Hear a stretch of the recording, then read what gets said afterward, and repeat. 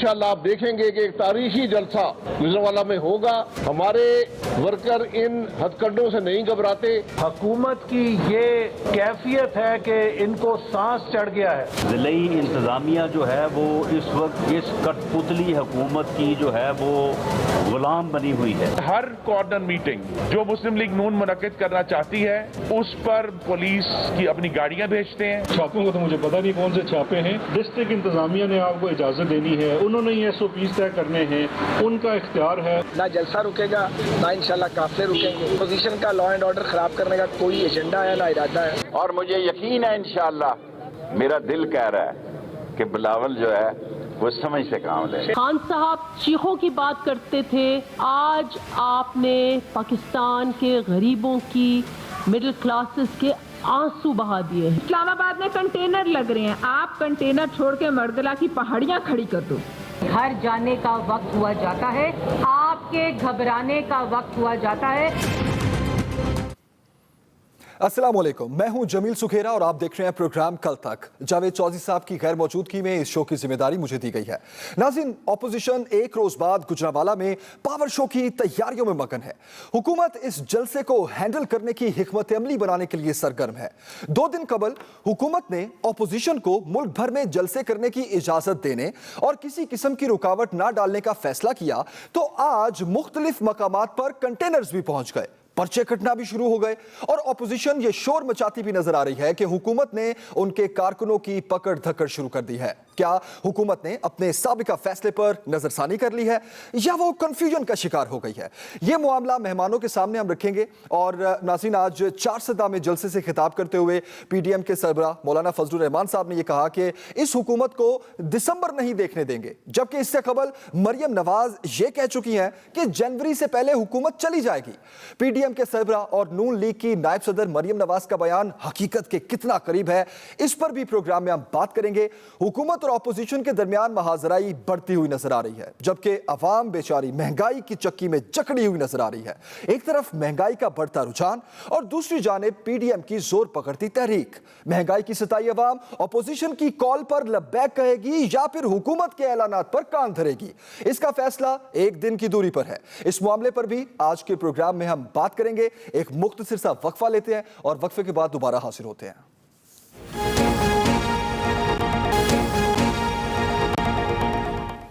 आज की डिबेट पर बात करने के लिए PTI से में ज्वाइन कर रहे हैं राजा यासिर हुमायूं साहब, PMLN से अली गौहर बलोच साहब और पीपल्स पार्टी से चौधरी मंसूर साहब। अब डिबेट का आगाज करते हैं। मैं सबसे पहले अली गौहर बलोच साहब आपकी तरफ आऊंगा। सर, किस किस्म की मुश्किलात का सामना है आपको? आप ये कह रहे हैं कि कारकुनों की पकड़ धकड़ भी जारी है, हमारे बैनर्स इश्तिहार उतारे जा रहे हैं, मुख्तलिफ जगहों पर कंटेनर्स लगाए जा रहे हैं। अभी आपको इजाजत तो नहीं मिली जलसा करने की, लेकिन अभी एक दिन बाकी है। आपने उससे पहले ही GT रोड पर जलसा करने का भी ऐलान कर दिया है, तो अभी तक हो क्या रहा है आपके साथ? देखें सुखेरा साहब, पूरे मीडिया पर मुख्तलिफ़ किस्म की न्यूज़ चल रही हैं और आपने देखा है कि मुख्तलिफ़ जगहों पर जो है वो कंटेनर्स लगाए जा रहे हैं। कल रात रायविंड में मरियम नवाज़ साहिबा की घर और मियाँ नवाज़ शरीफ साहब की रिहाइशगाह है, उसके रास्ते के ऊपर वो कंटेनर्स लगा दिए गए। पूरे गुजरांवाला डिवीज़न में इन्होंने क्रैक डाउन किया हुआ है, जिसमें जहाँ कहीं हमारी कॉर्नर मीटिंग होती है वहाँ पर पुलिस रेड करने पहुंच जाती है, कुर्सियां उठा लेते हैं, कारकुनों के घरों पे MPAs टिकट होल्डर्स के घरों पर छापे मारे जा रहे हैं। और ये वो बातें नहीं हैं कि जो मैं इधर आपको बता रहा हूँ, ये वो बातें हैं जिनकी वीडियोस, जिनके बयानात वो सारे मीडिया के ऊपर वायरल हुए हैं और चल रहे हैं, मीडिया पर भी, इलेक्ट्रॉनिक मीडिया पर भी और सोशल मीडिया पर। लेकिन इसके बावजूद मैं आपको एक छोटी सी एग्जांपल देता हूँ कि मेरा जो है वो हल्का है वो तांदलियावाला है और जड़ावाला का एरिया। तांदलियावाला से हालांकि ये गुजरांवाला डिवीज़न में जलसा होगा, ये एक अलग बात है कि हमने किसी को टारगेट नहीं दिया गुजरांवाला से बाहर के आप इतने कोई बसें लेकर आएँ, कोई इतने लोग लेकर आएँ। लेकिन मैं आपको छोटी सी एग्जांपल देता हूँ कि मेरे शहर में जो प्रेस वाले हैं उनके ऊपर रेड किया गया और वो जो उनके कंप्यूटर में हमारी फ्लेक्सेस के डिज़ाइन थे वो डिलीट करवाए गए। मतलब यहाँ से आप अंदाज़ा करें कि इन लोगों की बुखलाहट का क्या शिकार मतलब हालात हैं। लेकिन ये मुझे बताएं कि कंटेनर्स, इनके ये जो रेड हैं, इनके ये जो छापे हैं, क्या ये अवाम के समुंदर को रोक सकेंगे? ये तो निविष्ठा दीवार है तो ये पहले ये कहिएगा कि क्या कहा जाता है आपको जब कारकुनों को गिरफ्तार किया जाता है, या जिस तरह आपने बताया हमारी प्रेस बंद करवा दी गई, कंटेनर्स लगा दिए गए, तो क्या कहा जाता है आपको? देखें, ये वो तरीके हैं, ये एक थ्रेट देने का तरीका है, ये कारकुनान को मुंतशिर करने का तरीका है, ये लोगों को डराने धमकाने का एक तरीका है। लेकिन ये हरबे जो हैं, लेकिन आपके पास रेड की और अपनी कार्रवाई की और चले गए। मुझे 1 मिनट दें, मैं वापस आता हूं। मेरे पास एफआईआर की कॉपीज हैं सुखेरा साहब, जो इन्होंने हाफिजाबाद और पिंडी भटियां और उस एरिया में लोगों के ऊपर की हैं। ये कोरोना के एसओपीज की बात करते हैं। मुझे ये बताएं कि इनका जलसा जो हुआ है, मैं आपके मुंह से सुनना चाह रहा था कि कोरोना एसओपीज को भी फॉलो करना बड़ा जरूरी है। मैं पहले मुझे 1 मिनट दें, मैं राजा यासिर साहब आपकी तरफ आऊंगा। अब 1 हफ्ता पहले, 4 दिन पहले बयानिया कुछ और था गवर्नमेंट का। पहले काबीना मीटिंग में वजीर आजम साहब ने खुद अपने मुंह से ये कहा, हम कोई ऐसी रुकावट खड़ी नहीं करेंगे जिससे ऑपोजिशन को मजलूम बनने का मौका मिल जाए। तो आज क्या हुआ ऐसा कि ना तो उनको जलसे की इजाजत मिल रही है, ना सिर्फ ये बल्कि कंटेनर्स लग रहे हैं, पकड़ धकड़ हो रही, कारकुनों को गिरफ्तार कर रहे हैं। क्यों कर रही है गवर्नमेंट ये? देखिए, अपोजिशन का हक है कि वो जलसे करे, इसमें कोई शक नहीं। वज़ीर आज़म ने आज भी कहा कि इजाज़त दे दी जाएगी और होपफुली दे भी दी जाएगी। और जहाँ तक ये बात कर रहे हैं तो ये कोई इनके पास एग्जैक्ट एग्जांपल्स हैं कि इसको पकड़ा जा रहा है, मैं भी सुन रहा हूँ। लेकिन वो तो बता रहे हैं अगर कि स्टेडियम में जाएँ तो स्टेडियम भर सकते हैं तो भर लें, उससे फिर होगा क्या? I mean, what do you achieve, क्या करना चाहते हैं उससे? नहीं तो वो तो कह रहे हैं हमारे पास FIRs हैं, लोगों कारकुनों को क्यों पकड़? FIR क्या है इनके पास, किस चीज पे? I don't know, पूछ लेते हैं उनसे। लेकिन वो ये कह रहे हैं कि हमारे कारकुनों को, हमारी प्रेसेस बंद करवा रहे हैं, इश्तिहार बैनर्स उतार रहे हैं। मेरे इल्म में नहीं ऐसी कोई बात हो रही है जी। बलोच साहब इसलिए कह रहे हैं तो गलत तो नहीं कह रहे होंगे, लेकिन देखें राजा साहब के आवाज और उनके बयान जो है वो उनका साथ नहीं दे पा रहा, और वो रेत की तरह उनका बयान गिर गया फौरी तौर पर। गुजारिश करने का मकसद ये है कि ये वो ओछे हथकंडे हैं जो वो ये अपना ये पहले अब नाते रहे हैं, इनको पता है। मैं देखें, मुझे बात करने दें, अपनी बारी पे बात करें। गुजारिश ये है कि ये इनके होछे हथकंडों से ये अवाम और ये जो अवाम का ठाठे मारता समुंदर है, ये इनके काबू नहीं आएगा। अब इन्होंने कह दिया कि मरियम नवाज साहबा को जीटी रोड से जाने की इजाज़त नहीं होगी, मोटरवे से जाने की इजाज़त होगी। ये बताएं कि जीटी रोड से इजाज़त क्यों नहीं होगी? और मुझे बताएं कि अगर ये कोरोना के एसओपीज़ की अभी बात कर रहे हैं सुखेरा साहब, तो ये जो इन्होंने लियाकत बाग में जलसा किया है, और वो जो इन्होंने वो जो सुप्रीम कोर्ट के जज साहब ने एक रोका है, जहाँ पर न्याजी साहब ने पैसे भी नहीं जमा करवाया, गवर्नमेंट के खर्चे के ऊपर कोई एक प्रोग्राम किया है, तो उधर कोरोना के एसओपीज जो हैं वो इन्होंने फॉलो किए आया। और इधर ये, और मुझे ये बताएं कि जो ज़िले इंतजामिया सुखेरा साहब, इन्होंने सीसीपीओ गुजरावाला से लेकर नीचे कांस्टेबल सिपाही थाने के एसएचओ तक ट्रांसफर कर दिए। ओके जी, अभी जवाब ले लेते हैं राज साहब से। 1 मिनट दे लो साहब, ये बताएं ना, 5 एसएचओ चेंज हो गए, ठीक है, वो बता रहे हैं इंतजामिया पूरी चेंज। इंतजाम तो करने होते हैं, किधर से रास्ता देना है, किधर से नहीं देना।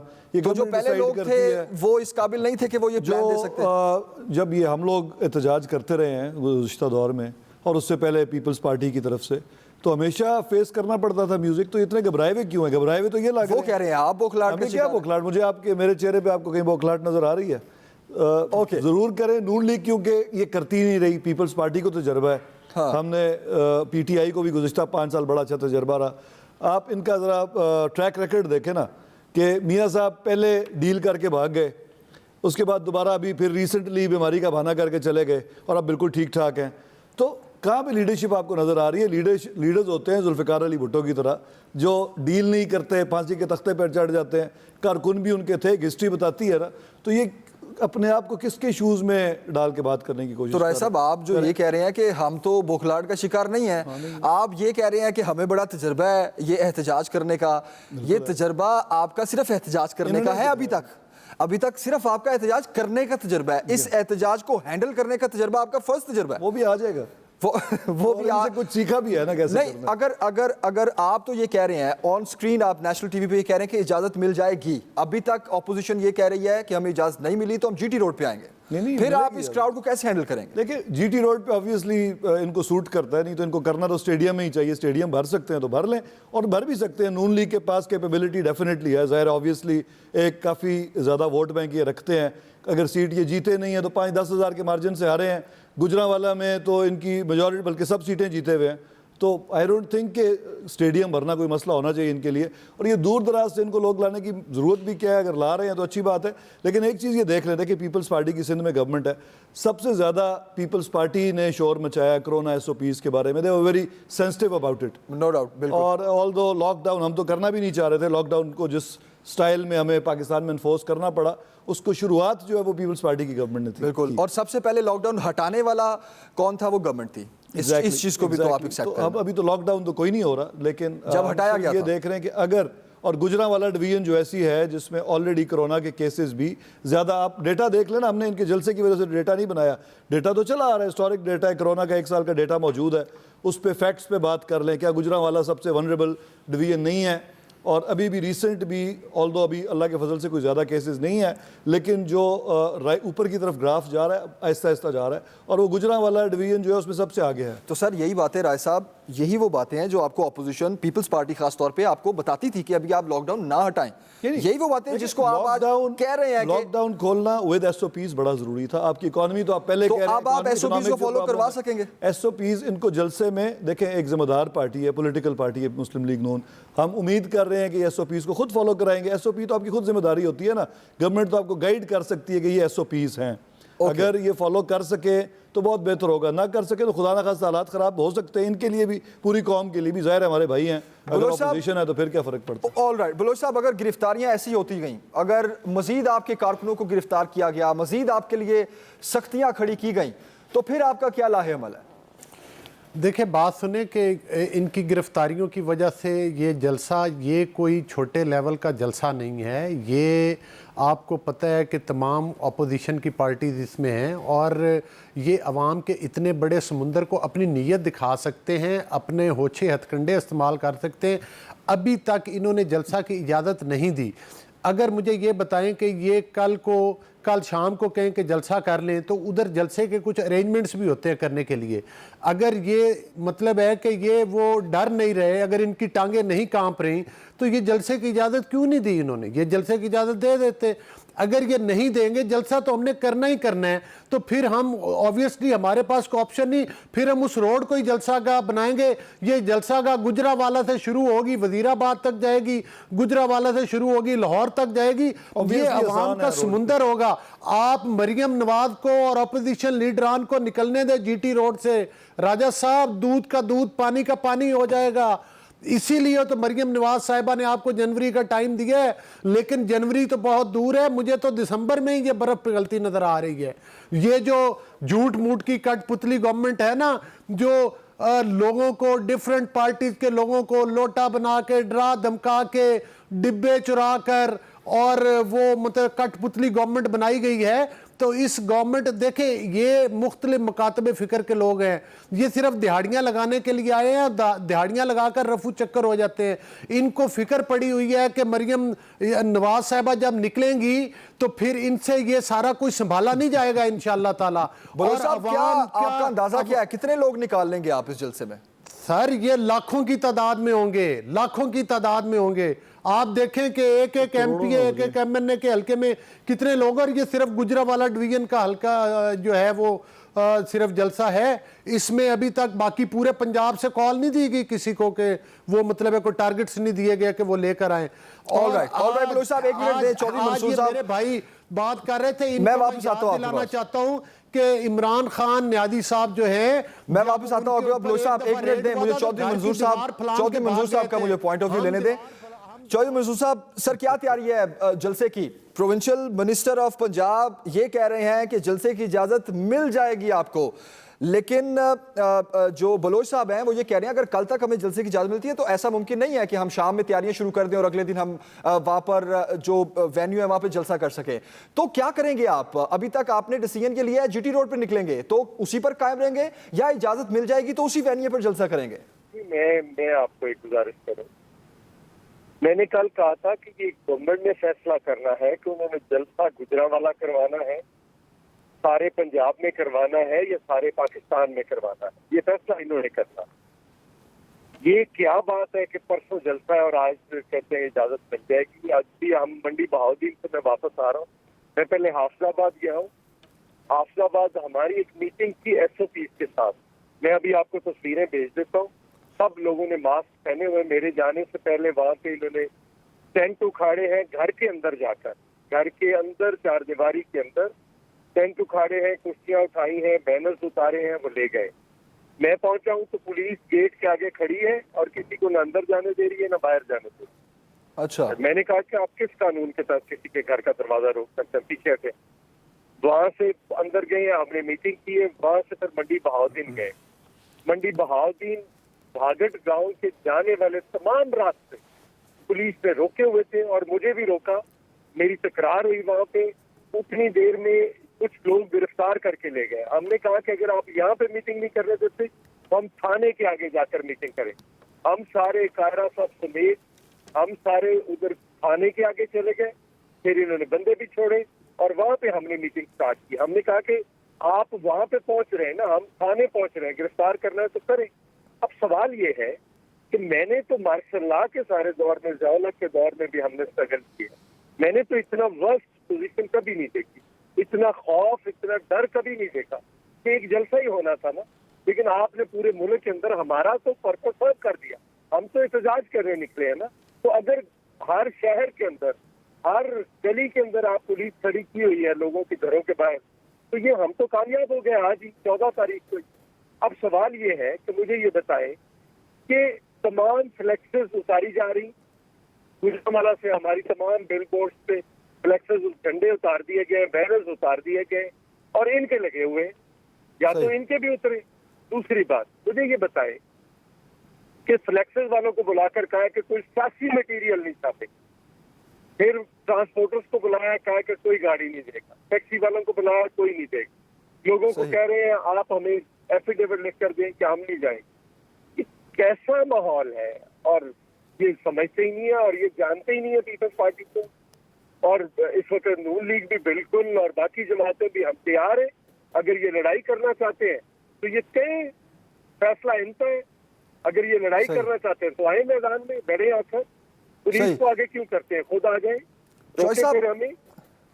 चौधरी साहब, आप जिस तरह सारी डिटेल बता रहे हैं, सरकारी मशीनरी तो गवर्नमेंट यूज़ करेगी। अब आप यू नो बेटर कि किस तरह गवर्नमेंट के पास क्या क्या ऑप्शंस होती हैं इस्तेमाल करने के लिए। लेकिन पॉइंट ये है कि अगर आपको जलसे की इजाज़त मिल जाती है या नहीं मिलती, इन केस आपके कारकुन इसी तरह गिरफ्तार होते रहते हैं, बैनर्स, पोस्टर्स इसी तरह उतरते रहते हैं, कारकुन गिरफ्तार हो रहे हैं, फिर उस सूरत में आप क्या करेंगे?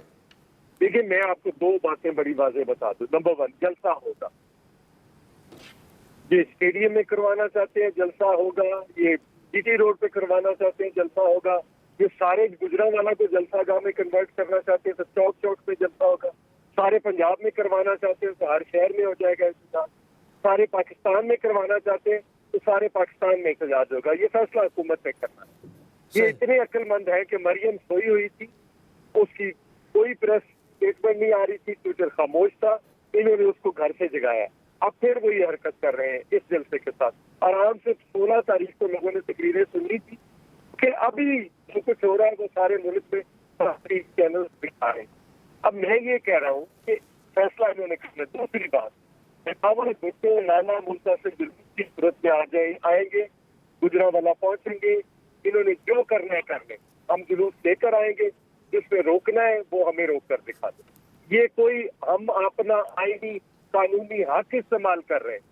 ये पहुंचे थे ना इधर से लेक और से जी, गुजरांवाला में सिर्फ पथराव हुआ था तो चीखें निकल गई। अब क्या कर रहे हैं? ये कहते हैं कि मैं जमहूरियत हूँ। ये जमहूरियत है? इन्हें जमहूरियत का पता ही नहीं है।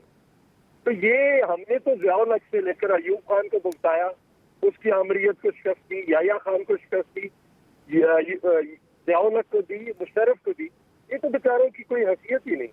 जी, ऑल राइट, एक ब्रेक लेते हैं। ब्रेक के बाद वापस आते हैं। चौधरी मंसूर साहब ये कह रहे थे कि हमारी जो पीटीएम की तैयारी है वो इतनी स्ट्रांग है कि जलसा तो होगा, वो हमें स्टेडियम में इजाज़त दे दें या हम जीटी रोड पर आएँ, ये जलसा होकर रहेगा। वापस आते हैं, कुछ और सवाल हैं जो हम गवर्नमेंट के सामने रखेंगे, राय साहब से उनका जवाब लेंगे। एक ब्रेक के बाद वापस आते हैं।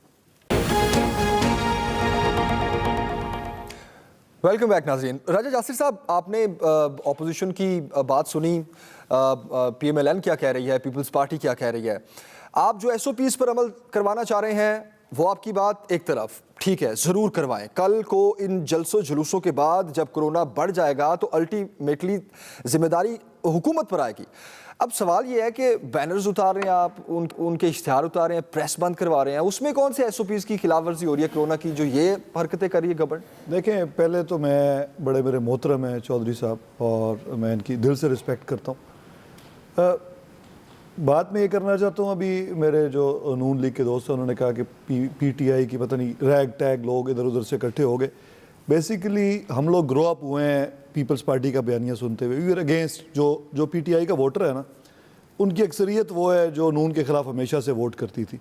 पंजाब की जो पॉलिटिकल डायनामिक्स हैं, और बल्कि हर जगह होता है लेकिन स्पेशली पंजाब में धड़े की पॉलिटिक्स होती है, और एक धड़ा अगर एक पार्टी में हो तो दूसरा दूसरी में ज़रूर जाता है। ये एक हिस्ट्री है पंजाब की। प्री पार्टीशन भी मुझे याद है कि मेरे दादा पहले मुस्लिम लीग में नहीं थे, यूनियनिस्ट में थे, तो जब वो मुस्लिम लीग में आए तो उनके मुखालफ छोड़ के कांग्रेस में चले गए। तो ये एक this is the psyche of Punjab politics. हुआ ये कि पीपल्स पार्टी ने जब मुस्लिम लीग के साथ एक पेज पे आने की कोशिश की, जरदारी साहब की जो पॉलिसीज़ थी, बीबी तो बड़ी क्लेवरली कर रही थी, लेकिन जरदारी साहब ने जो किया तो पीपल्स पार्टी का वोटर डिसओरिएंट होके बेसिकली PTI की तरफ आया है। सही। और वही लोग हैं पंजाब में, मतलब कोई नए लोग तो नहीं आ गए, लीडर्स भी वही हैं, वोटर भी वही हैं, कोई आसमान से तो नहीं आया ना। तो ये बेसिकली एंटी नून वोट है, और ये कंस्टिट्यूएंसी बाय कंस्टिट्यूएंसी ऐसे ही है, और नून का अपना एक वोट मौजूद है जो कि 85 ऑनवर्ड्स है। तो इसमें तो कतन कोई शक नहीं कि नून लीग वाले जलसा कर भी सकते हैं, उनके पास बंदों की तादाद भी है, और इसमें भी कोई शक नहीं कि गवर्नमेंट हमेशा से, चौधरी साहब तो सही कह रहे हैं कि 70s से ये एहतजाज, बल्कि अयूब खान दौर से पीपल्स पार्टी एहतजाज करती आई है, तो हमेशा they know how to face the music. मसला नून लीग के वोटर का भी है, सपोर्टर का भी है। इनको बिल्कुल आदत ही नहीं है। मुशर्रफ साहब, मुझे याद है जब मुशर्रफ ने नवाज शरीफ साहब गए थे और फिर वापस आए थे तो इस्तकबाल करने कोई नहीं पहुंचा था एयरपोर्ट पे, और उसके बरक्स पीपल्स पार्टी बिल्कुल डिफरेंट थी। लेकिन अनफॉर्चुनेटली पीपल्स पार्टी का जो वोट था वो पंजाब में एटलीस्ट अब नजर नहीं आ रहा। तो आप ये कह रहे हैं अवाम इतनी निकलेगी जितनी ये एक्सपेक्ट कर रहे हैं? मैं समझता हूँ जी कि एक तो ये ज़ाहिर इनको तैयार रहने से, ये यही कुछ करते रहे हैं, तो अगर कुछ थोड़ा बहुत म्यूजिक इनको फेस करना पड़ रहा है तो they shall be ready for it. आपने कहा है ना कि हमें नहीं पता कैसे डील करना है, तो वाकई नहीं पता, इनसे ही सीखा है तरीक़ाकार के कैसे डील करना है। और दूसरी चीज़ ये कि अगर ये समझते हैं कि ये बड़े जलसे करने से गवर्नमेंट टूट जाती है, तो हमें कोई कतन कोई डर नहीं है। इस मुल्क की तारीख रही है, मैं बड़ा अच्छा मतलब देखता भी रहा हूँ, हिस्सा भी रहा हूँ उसका, कि अगर हुकूमतें टूटनी हो तो 5000 के जलसों से भी टूटती रही हैं। लॉन्ग मार्च एक हुआ, आपके सामने 90s में क्या होता रहा, बिल्कुल, और छोटे छोटे मार्चेस थे जो कि बहुत बड़े, लाखों करोड़ों के कभी भी नहीं थे। और अगर आप लाखों का भी मार्च कर लें और गवर्नमेंट ना टूटनी हो तो कुछ नहीं होता, मार्चेस से गवर्नमेंट नहीं जाती। चौधरी साहब मेरे से ज़्यादा पॉलिटिक्स को बहुत ज़्यादा समझते हैं, he knows it very well.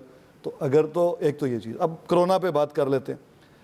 देखिए, कोरोना ऑब्वियसली एक बैनुल-अक़वामी मसला तो है, और इकोनॉमी अगर आपकी स्लो डाउन होती है तो उसका फायदा गवर्नमेंट को नुकसान होता है, अपोजिशन को फायदा होता है। अच्छा, अगर आप उसे निकाल रहे हैं और इकोनॉमी दोबारा ट्रैक पे जा रही है, बिल्कुल डेफिनेटली सूट करता है। मैं समझता हूँ कि इस कौमी मसले पे उनको बिल्कुल पॉलिटिक्स नहीं करनी चाहिए।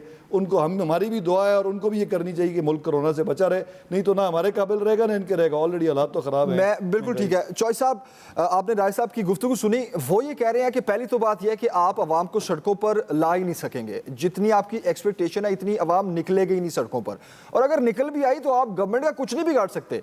तो सर, PDM की आखिरी हद क्या है, लास्ट ऑप्शन क्या है आप लोगों के पास? देखिए, मैं गुजारिश करूं, राजा साहब मेरे छोटे भाइयों की तरह हैं। मैं ये उन लोगों में से है, पढ़े लिखे लोगों में, जो अपना आर्गूमेंट बिल्ड करते हैं, और मैं हमेशा ऐसे लोगों का रिगार्ड करता हूं जो आर्गूमेंट पे स्टैंड करते हैं।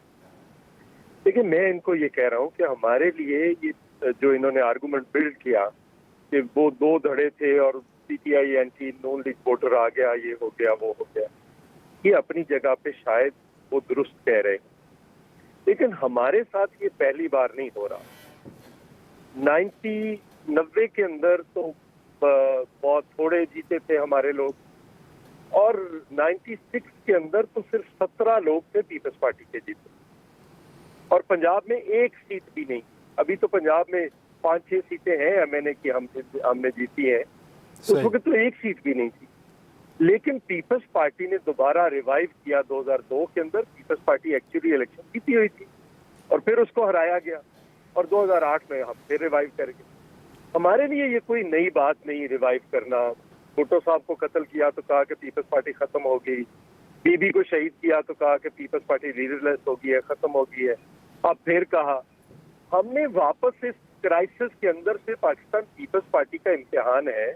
और मैं ये इनको कह रहा हूँ कि जहाँ जहाँ पे आप हमें सबसे कमजोर समझते हैं, हम वहाँ पे आपको दिखा देते हैं कि हम अपनी ताकत दिखाते थे। ये लोग जो इलेक्शन लड़ने वाले हैं ये आते जाते रहते हैं, इनका इश्यू नहीं है। हमारा वोटर कहीं नहीं गया, हमारा वोटर अगर नाराज होता है तो घर बैठ जाता है, हमने उसको वापस लेकर आना है। दूसरी बात, हमारा जो असल फील्ड है वो तो किसान और मजदूर है पीपल्स पार्टी का, उसको वापस ट्रैक पे लेकर आना है। वो तो इस वक्त इस कदर तंग है, मसलन जो ज़राअत है, आपने 1400 रुपए मन जबरदस्ती गंदम खरीदी है, जब किसान से उठा ली तो आज 2800 रुपए मन है। आटा लाहौर में 100 रुपए किलो नहीं मिल रहा। ये लोग मुझे पोस्ट ARY वाला वो कैमरामैन आया, कहता जी हम 2 दिन से अपने बच्चों को चावल खिला रहे हैं, मुझे ये बताएं आटा गया किधर है? 4.5 मिलियन टन पंजाब ने गंदम खरीदी है, किधर चली गई? 1.8 मिलियन टन पास्को ने खरीदी है, 1.40 मिलियन टन बिल्कुल ने खरीदी है। और आप सर चौधरी साहब इसमें तो कोई शक नहीं है, महंगाई को लेकर तो इसमें कोई शक नहीं है, गवर्नमेंट खुद मानती है कि महंगाई बहुत है। चौधरी साहब मैं आपसे ये पूछना चाह रहा हूँ, एक सवाल ले ले मेरा, मैं आपसे ये पूछना चाह रहा हूँ कि इन जलसों के बाद क्या करेंगे आप? जलसे लेट सपोज हो गए, 18 वाला भी हो गया, 20 वाला भी, 25 वाला भी। अब एक तरफ जो मरियम साहिबा ये कहती हैं कि हुकूमत जनवरी नहीं देखेगी, मौलाना साहब ये कहते हैं कि वो दिसंबर भी नहीं देख पाएंगे, तो ऐसा आप क्या करने जा रहे हैं इन जलसों के बाद कि आप कह रहे हैं कि हुकूमत रहेगी नहीं? देखिए, एक तो ये बड़ी मांगे तांगे की हुकूमत है, 3 हुकूमतें इनकी, मैं हमेशा कहता हूँ कि वो तारे अंकबूत से बंधी हुई है, वो मकड़ी के जाले की तार नहीं होती उससे बंधी हुई है, सेंटर की, पंजाब की और बलूचिस्तान। यहाँ पे तो इनकी सिंपल मेजॉरिटी नहीं है, अलाइज के साथ ये बैठे हुए हैं। तो जो मांगे तांगे की हुकूमतें होती है वो जरा प्रेशर आता है तो लोग अपनी अपनी बोलियां बोलनी शुरू कर देते हैं। इनके खान साहब के अंदर इतनी सलाहियत नहीं कि ये किसी को साथ लेकर चल सकते, तो अपने लोगों को साथ लेकर नहीं सकते। इत्तेहादी सारे नाराज बैठे हैं, आप काफली को देख लें, आप MQM को देख लें। फिर ये जो जिस बुनियाद पर समझते हैं कि हमारे आगे पीछे पता नहीं कौन कौन है और हमें तो कोई हिला नहीं सकता, ऐसी बात नहीं होती। वहाँ पे भी एक कॉन्स्टिट्यूएंसी है जो ये कह रहे हैं, बार बार लोग कह रहे हैं कि आपका प्रोजेक्ट फेल हो गया है, आप इस प्रोजेक्ट को मजीद आगे ना चलाएं, इससे पाकिस्तान को नुकसान हो सकता है। आप महंगाई को देख लें, बेरोजगारी को देख लें, आप कश्मीर के चौधरी साहब आपने इत्तेहादियों की बात की, इत्तेहादियों में से किसी के साथ राब्ता है आपका? नहीं, हमारा नहीं राब्ता है, हम राब्ता अभी करना भी नहीं चाहते। अभी तो आप बड़ा शोर शॉट ये कह रहे हैं कि इत्तेहादी भी नाराज हैं, इसका मतलब है कि वो कहीं भी किसी भी मौके पर आपका साथ देने के लिए भी तैयार हैं? आपको नहीं पता कि यहाँ पे खाने में नहीं आते, अगर खाना तो प्राइम मिनिस्टर का था, खाने में नहीं आते, वोट देते हैं, इसका मतलब है प्राइम मिनिस्टर का खाना नहीं खाया गया, वोट तो फिर किसी और के कहने पे दे। लेकिन वो जो कहना है वो किसी वक्त भी पीछे हो जाएंगे, कहेंगे कि आप खुद डील करें, और इनके पास तो हिकमत अमली नहीं है 3 दिन के लोगों को डील करने के लिए, ना किसी सिचुएशन। तो मेरा ये ख्याल है कि आने वाले दिनों में जैसे प्रेशर बढ़ेगा उसके बाद ये टूट फूट हो जाएगी, खुद अंदर इनके अंदर टूट फूट हो रही है, PTI के MNA टूट रहे हैं। पिछलेगा बहुत जल्दी, आपको नई खबरें आएगी, मैं अभी तो कुछ नहीं कहना चाहता, लेकिन आपको बहुत सारी खबरें मिलनी शुरू हो जाएंगी, क्योंकि लोग मजीद हलकों के अंदर जाने से काफिर है। बिल्कुल तो अपना आप हलकों में लेकर नहीं जा पा रहे, लोगों को क्या मुंह दिखाए? महंगाई इस कदर ज्यादा हो गई है कि आम आदमी का जीना मुश्किल हो गया। बेशक, नो डाउट। चौधरी साहब बिल्कुल आपका पॉइंट ऑफ व्यू आ गया, महंगाई पर भी हम बात करते हैं, हम एक ब्रेक लेते हैं, बाद वापस आते हैं और वाकई हम पूछते हैं गवर्नमेंट से, राजा साहब से पूछते हैं कि अभी तक गवर्नमेंट ने क्या हिकमत अमली अपनाई है, क्या प्लानिंग है। वज़ीर आज़म साहब ने ये कहा है कि आने वाले दिनों में मेरा सारा फोकस इस चीज़ पर है कि महंगाई को ख़त्म किया जाए, शेख खुर्रनोश की कीमतों को वापस लाया जाए। तो वो कैसे लाएगी गवर्नमेंट, ये सवाल हम रखेंगे राजा साहब के सामने। एक ब्रेक के बाद वापस आते हैं।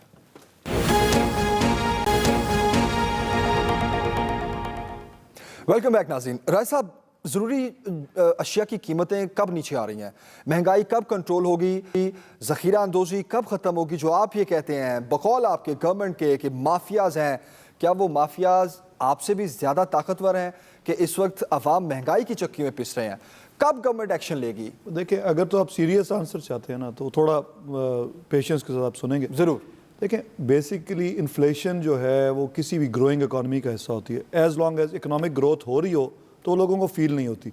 प्रॉब्लम ये आ रही है कि जब से हमारी गवर्नमेंट आई है तब से इकोनॉमिक ग्रोथ रुकी हुई है। और उसका रीज़न क्या है? आप कहेंगे फिर ये ब्लेम गेम मैं नहीं करना चाह रहा। जो पीपल्स पार्टी का 5 साल का दौर था ना, उसमें उन्होंने टाइट फिस्कल पॉलिसी रखी और कोई मनी फ्लो इतना ज़्यादा नहीं था। लेकिन नून लीग की जो पॉलिसी थी वो ये थी कि आपने स्पेंडिंग बढ़ानी है जिससे आपकी ग्रोथ रेट ज़्यादा नज़र आए। और ये कह लें कि आप एक जाली ग्रोथ थी, हवाई ग्रोथ, जो कंज्यूमर स्पेंडिंग पे या फिर गवर्नमेंट स्पेंडिंग पे बेस्ड थी, जो कर्जे लेके ली गई थी। उन कर्जों को वापस करने का टाइम आया। हमारी गवर्नमेंट ने रिकॉर्ड 20 अरब रुपए का डॉलर का कर्जा वापस किया और ऑब्वियसली लिया कि 22, सिर्फ 2 अरब का फ़र्क आ रहा है। 2 अरब 22 लिया है और 20 वापस किया पुराने कर्जों में से। अच्छा। और उसके अलावा करंट अकाउंट डेफिसिट को हम कम करके जिधर लेके आए हैं, जिस सतह से एक रिकॉर्ड हाई सतह थी जिस पे हमें वो मिला था। अब ये तमाम चीज़ें जब आप करते हैं तो आपकी इकोनॉमिक ग्रोथ पे इफेक्ट तो आ रहा होता है, राइट। अब ये पॉइंट था जिस पे हमारी पॉलिसी ये है कि हम इकोनॉमिक ग्रोथ पे तवज्जो दें और इंशाल्लाह देखें, हम भी समझते हैं कि अगर इलेक्शन से पहले तक हमने इस पर काबू ना पाया तो वी लूज़ द इलेक्शंस। इस पर तो अपोजिशन को तो खुशी होना चाहिए। तो अगर हम इकोनॉमिक ग्रोथ करने में कामयाब हो गए, जिसके लिए बहुत सारी हमने, अब देखिए सीमेंट की रिकॉर्ड ग्रोथ हुई है इस दफ़ा, सीमेंट इंडस्ट्री में, आपकी टेक्सटाइल की एक्सपोर्ट्स बढ़ रही हैं, तो हमें तो बड़े प्रॉमिसिंग फिगर्स नज़र आ रहे हैं। वी आर वेरी कॉन्फिडेंट कि अगर कोई खुदा ना खास्ता कोविड का दोबारा कोई अटैक ना हो गया या फिर स्लो डाउन ना हुआ तो we'll be able to catch up. दूसरी चीज़ ये कि जो आपने कार्टेल्स की बात की, जो शुगर माफिया या ये डेफिनेटली एक एंट्रेंच्ड है सिस्टम के अंदर और इसमें कोई शक नहीं कि हम उस पर गुज़िश्ता 2 साल में उस तरह हाथ नहीं डाल सके। और ऑफ कोर्स ये पहला एक्सपीरियंस था गवर्नमेंट का, लेकिन हमें अब समझ आ चुकी है कि क्या इनके इश्यूज़ हैं। ये एक आर्टिफिशियल ग्रोथ है। तो 2 तरह की प्राइसेस का प्रॉब्लम है। एक तो जो मैंने पहले अर्ज़ किया कि इकोनॉमिक ग्रोथ स्लो है और दूसरा ये जो कार्टेल्स को कंट्रोल करने का है। तो ये दोनों चीज़ें इंशाल्लाह हमें बड़ी उम्मीद है कि with in next few months अब आपको समझ आ गई है कि माफियाज़ को कैसे कंट्रोल करना है। अब ये हम उम्मीद कर सकते हैं कि अशिया खुरनोश की कीमतें भी नीचे आएगी। स्मगलिंग भी हमने रोकी हुई है, रोक ली है, कंट्रोल कर लिया है। जो प्रॉब्लम आटे की तो आपको ये तो कुछ कुदरती सर, आटा, घी, चीनी, दालें, पोल्ट्री, हमारी अंडा, ये वो चीजें जो आम आदमी के घर की जरूरत 2 वक्त की रोटी का मामला है। जो है ना जी 20% बढ़ी हैं, इसमें कोई शक नहीं है। मैंने खुद कैलकुलेट कल बैठ के सर मानने से कुछ नहीं होगा राय साहब। नहीं, उसका कुछ नहीं होगा ऑब्वियसली। ये भी चले बड़ी बात है। मैंने बात ये कर दी कि अगर हम कंट्रोल नहीं करेंगे तो इसका तो फायदा अपोजिशन को ही है ना। सही, तो we lose the elections. Baloch साहब, आप अब जो एहतजाज और जलसे जुलूस अब शुरू होने जा रहे हैं, आपकी फोकस है क्या? आपके निशाने पर हुकूमत है या इदारे हैं या आप अवाम के लिए बाहर आ रहे हैं और सिर्फ महंगाई की बात होगी? देखें खैरा साहब, थोड़ा सा जो है टाइम आपने कम दिया है, लेकिन मैं कोशिश करूंगा कि थोड़ा अपना वक्त में बात को समेटूं। गुजारिश ये है कि हम असल में चाहते हैं कि जब तक पाकिस्तान में स्टेबिलिटी उस वक्त तक नहीं हो सकती जब तक यहाँ पर आइन और कानून की हुक्मरानी ना हो। पाकिस्तान 1973 के आइन जब से बना पाकिस्तान में, उसके बाद आपने देखा है कि बार बार इस आइन को तोड़ा गया और नज़रिया ज़रूरत के तहत फिर अदालतों से भी रिलीफ मिलते रहे। आज भी ये देखें कि ये आप रात को वो RTS सिस्टम बंद करके, और मतलब है कि इस गवर्नमेंट को बनाया गया और इनको सीटें जितवाई गई, और आज ये लोग जो इनकी काबीना में बैठे हैं उनके एड्रेस पाकिस्तान के नहीं हैं। बेशुमार लोग हैं जो कि उनके पास डुअल नेशनैलिटीज़ हैं और इनकी कैबिनेट में बैठे हुए लोग कहते हैं कि हमें तो इनके घर का पता नहीं, हमें तो इनके नाम नहीं आते। तो गुजारिश करने का मकसद ये है कि जब तक पाकिस्तान में उनकी सही नुमाइंदा हुकूमत नहीं आती उस वक्त तक पाकिस्तान के हालात बेहतरी की तरफ नहीं जा सकते। ये मेरे भाई कह रहे थे कि मैंने स्टडी रात को की है कि सिर्फ 20% वो रेट्स बढ़े। भाई 20% नहीं, अद्वियात की कीमतें 300% बढ़ चुकी हैं। आटा आप देख लें, चीनी आप देख लें, चीनी 52 पे थी, अब 100 से भी ऊपर चली गई। आप कहते हैं 20% है। जो सब्जियां हैं वो कोई 35% बढ़ी है, कोई 40% बढ़ी है, कोई 100% बढ़ी है। मतलब है कि इसका मतलब है कि आप गवर्नमेंट में बैठे हुए हैं, आप मिनिस्टर हैं किसी डिपार्टमेंट के, लेकिन आपको सही फिगर्स का भी नहीं पता कि क्या सूरत हाल है। अवाम जो इस वक्त निकलेंगे वो पाकिस्तान में कानून और आइन की हुक्मरानी के लिए निकलेंगे, और हम ये चाहते हैं कि बार बार अब आप मेरे सवाल का जवाब दे दें। मैंने तसल्ली से आपकी बात सुनी है। सवाल मेरा ये था कि आप सड़कों पर आ रहे हैं, पूरी एक सीरीज जलसे जुलूसों की शुरू हो रही है, बड़ी बड़ी बातें की जा रही हैं, गवर्नमेंट दिसंबर नहीं देखेगी, गवर्नमेंट जनवरी नहीं देखेगी। आपका हदफ है क्या, निशाना है क्या? सिर्फ गवर्नमेंट गिराना, या फिर इदारे, या फिर वाकई आप अवाम के लिए इस महंगाई के खिलाफ सड़कों पर आ रहे हैं? देखें, जो इश्यूज़ हैं, मेन इश्यूज़ ये है कि ये जो गैर नुमाइंदा हुकूमत है ये घर को जाए। उसके बाद जो है एक वो इलेक्शन कराए जाएं जो शफाफ इलेक्शन हों, वो इलेक्शन हों जिनका RTS सिस्टम रात के 12 बजे बंद हो के अक़लियत को अक्सरियत में और अक्सरियत को अक़लियत में ना बदला जाए। और उसके बाद जो है महंगाई और ये जो इश्यूज हैं ये ऑटोमेटिकली ठीक हो जाएंगे जब एक हुकूमत आएगी। लेकिन इस वक्त हमारा एहतजाज इन कठपुतली हुकूमत के खिलाफ है। जी, आपने क्या फरमाया?